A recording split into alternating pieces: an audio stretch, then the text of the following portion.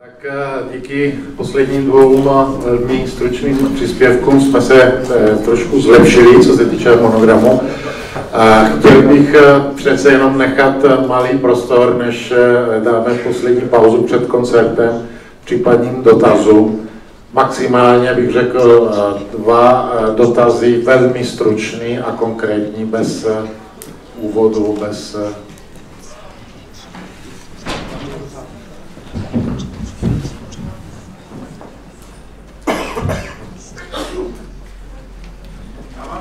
Na pana Ferrariho, jakým způsobem se dostával tak proti politiků, měl nějakou podporu tajných služeb a případně, jestli se za ta... Pardon. Znovu. Dotaz na pana Ferrariho. Dostat se do blízkosti tak protichůdných politických figur je určitě výlučné. Mě by zajímalo, jestli jste měl nějakou podporu tajných služeb, jak jste získával cestu k těm osobnostem, případně jak jsou tyto rozhovory honorovány. Myslím, je-li jistý ceník, je-li rozdíl mezi třeba s panem Arafatem, o němž je známo, že osobně předával třeba matkám těch zajímavých teroristů finanční únosy. Děkuji.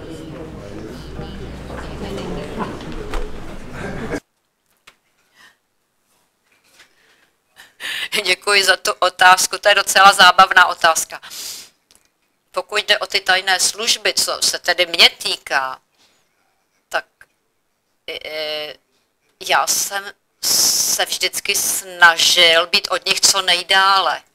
A vždycky jsem je považoval, oni, jako neříkám, že nejsou užiteční, jsou užiteční.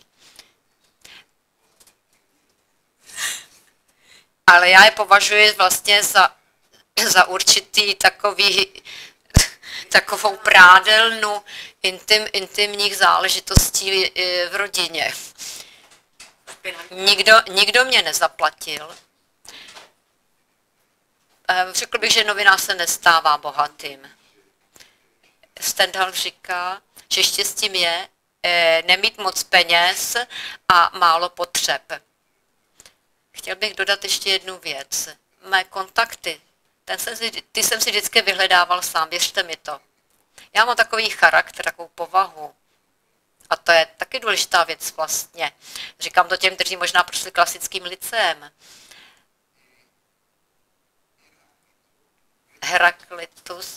Heraklites říkal, že osudem člověka je jeho povaha. A mohu říct, že ten, kdo mi pomohl dostat se k těm všem lidem, je právě moje povaha. Ale řekl jste jednu věc, která je pravdivou. Jak se mi podařilo se setkat s tak rozdílnými lidmi.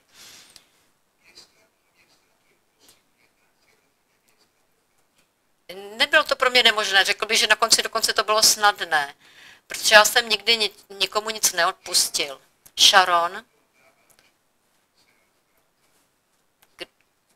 jestliže Arafat byl zločinec, tak o Sharonovi bych v tom prvním období raději ani nemluvil, když bychom měli být spravedliví, tak já jsem se k Sharonovi přiblížil a on byl docela... A já jsem mu řekl, teď se mě podívejte do očí a Sharon si mi podíval do očí a říká, poslouchejte, já vám to chci vyprávět. A Ridy, který byl mi přítelem, tak mi zavolal, protože chtěl něco se mnou prodiskutovat. Premiér Erdogan, teď prezident Turecka, taky s ním jsem si vyměnil názory. Velice živá výměna to byla po atentátu v Istanbulu. A já jsem říkal, podívejte, pane premiére, ale tohle je islámský terorismus. Tak to já vám nedovolím takhle se vyjadřovat. No, nedovolíte, ale je to skutečnost, je to pravda. A on odpověděl, ta odpověď nebyla úplně chybná, i když já bych to nazval náboženským terorismem. Oxymoron je to. Jde o oxymoron, ale já věřím, že velká většina muslimů jsou velice seriózní lidé. A jsou to lidé, s nimiž máme navázat kontakt, protože jsou to lidé, kteří jsou velmi důležitý pro zajištění rovnováhy.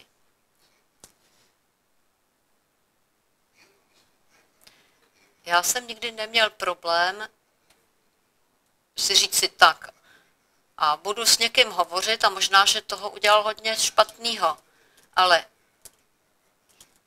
kdyby mi řekli, hele, Bin Laden se s tebou chce setkat, tak bych nasedl do letadla a jel bych za ním. Možná potom bych se musel asi najmout osla nebo něco. Novinář nemůže, jak se říká u nás, si nemůže mít klapky na očích. Jestliže novinář chce vyprávět, znázorňovat skutečnost, tak musí mluvit se všemi a o všem. Když jsem odjížděl z Izraele jednou, tak jsem měl rozhovor s premiérem Šamirem, kdy právě, zachytila jsem jméno, tiskl rukou s Arafatem v Americe. On si podal ruku s Arafatem, s tím teroristou, říkal Šamir. A říkám, no a vy, pane Šamire, vy jste nebyl teroristou? A najednou sklonil hlavu a neřekl na to nic.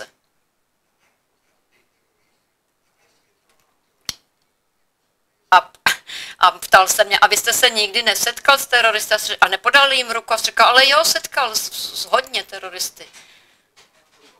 A v Izraeli taky. On říkal, no, s jedním jsem se setkal.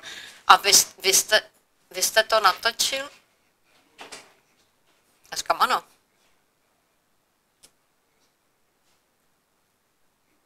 Ale potom už, jako jsem říkal, radši jděte, už nechtěl se mnou hovořit. Mám plat, který není jeden z nejvyšších, nikdy jsem nežádal o zvýšení, to je první věc. Druhá věc, nikdo mě nemusel nutit. A naopak jsem odmítal, aby mě někdo nutil. Když mi například někdo nabízel, že přes velvyslanectví mi zajistí nějaký rozhovor, tak jsem to odmítl. Já jsem si vždycky ty kontakty vyhledal sám, odmítal jsem pomoc velvyslanectví i italského. Setkal jsem se například s jordánskou královnou, já jsem trošku takový divný. A říkal jsem, veličenstvo, navštívil byste moje noviny, Corriere della Sera, no a za několik týdnů k tomu došlo. No a samozřejmě přivést jordánskou královnu, to není nic jednoduchého.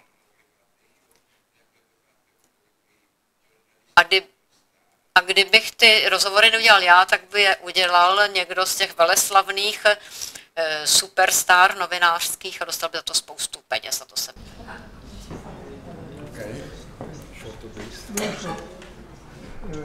Thank you, Mr. Ferrari. I met today with your personality and after having heard your proposals, your words, I would like to tell you that you are a respectable man, and I appreciate your personality and your views. I would like to make a small clarification, which is very important to us. In the Western media and about worldwide, you refer to it as well, the word Islamic terrorism, Islamist terrorism, and so on. First of all, in the Islamic religion, there is no place to terror. So we cannot use next by next. You cannot make any amalgam with Islamist with terrorism. And in the Quran, it is said that one person who kills another person, it means it has killed all the humanity. So you are right. These people, they reclaim, they prevent their Muslim. But according to our opinion, that these terrorists cannot be Muslims. Even they cannot be a human being. These are barbaric people. So unfortunately, these acts, these heinous, these barbaric acts mar the image of Islam as well. So Islam is a religion which is against to terrorism. So thank you very much. Okay, thank you. And sorry. Děkuju panu velvyslanci za poslední komentář, kterým budete stručný, slibujete? A ještě poslední, no. Ale fakt opravdu stručně, jo. Já bych měl otázku na pana Schwarzenberga. Podle mého názoru byli z Československa odsunuti pouze říští Němci. To je včetně těch, kteří se říšskými Němci stali. Ty Němci, kteří se nestali říštími Němci, v Československu zůstali. Takže všichni sudetští Němci se stali říšskými Němci a ti byli odsunuti, jejich rodiny bojovaly ve válce, čili to bylo naprosto v pořádku. A čili si o tom ví. Tak říkám předem, že to byl poslední dotaz. Já osobně bych řekl, že říšní Němec nebo sudetský Němec je to člověk, tak mě je to celkem jedno. Panu Schwarzenberger si chce povědět. Tedy popravdě řečeno bylo to trošku odlišné. Před válkou staré Československo mělo necelých 3,5 milionu občanů, kteří hovořili německy. Po Mnichovské dohodě, ano, je pravda, že velká část, a to bylo taky z důvodu strašné nezaměstnanosti, které byly v 30. letech, a v Německu nezaměstnanost skončila, a se začal zbrojit a tudíž najednou ta nezaměstnanost v Německu přestala. Byli příznivci SDP a byli potom připojení k Německu. Ovšem nikdo se jich opravdu na to neptá. Já měl známý už je dávno v nebi, mi sám říkal, já jsem se najednou probudil a ze mě byl Němec, nikdo se mě na to neptá. Takže popravdě řečeno, ano, je pravda, že velká část volila Heinleina, ale taky musí člověk vidět zoufalých okolností, které v 30. letech byly. Přičemž v pohraničí nouze a nezaměstnanost byla horší než vnitrozemí ze struktury tamnějšího průmyslu, lehkého průmyslu, který více trpěl pod hospodářskou krizi v 30. letech.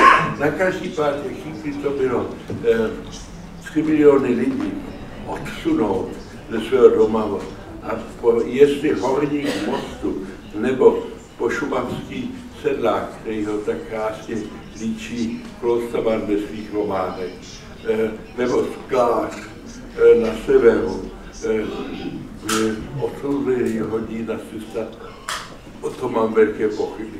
Vím ale jednu věc, já jsem to 3krát v životě zažil. Není nic těžšího, než si přiznat zločiny vlastního národa. Já jsem koncem 50. let a začátkem 60.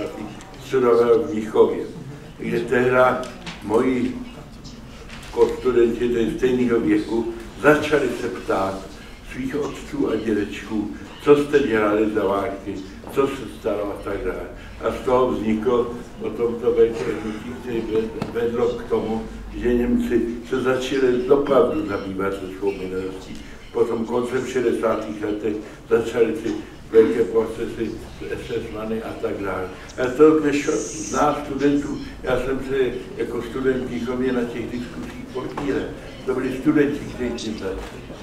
Půl generace později jsem to stejný zažil v Rakousku, kde najednou mladá generace začala se ptát, co vlastně se dělo. A úplně to zvrátilo tedy na... Ale vím, že všichni, kteří začali, a to byli ty mnichovští moji spolustudenti, nebo v Rakousku spousta kamarádů, kteří začali tu diskusi, co my Němci, co my Rakušané jsme dělali za války, před válkou a tak dále. Jaký zločiny byly spáchány naším jménem. Měli to na začátku strašně těžké. Proti většině národů. Všichni odsuzovali, že hanobí vlastní národ, že zostudují vlastní otce a dědečky. Je to velmi těžké, ale vede to k jistému osvobození.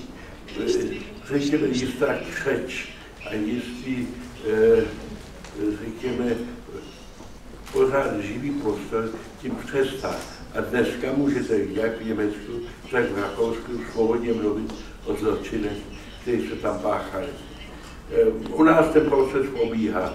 Připomínám výborný film Habermanův Vín, vypořádání se z toho, co se u nás dělo. Ale nemůžeme popírat, že jsme spáchali taky zločin. Možná pravda, co Václav Havel říká, je nejhorší je, že jsme se sami nakazili nacismem. Ano, byli jsme nakažení a jednali jsme obdobně. Ale říci, že byli odsunutí pouze čeští Němci, to je blbost. To by naši čeští Němci, kteří zde bydleli po staletí. Musíme si taky sami přiznat někdy pravdu. Děkuji.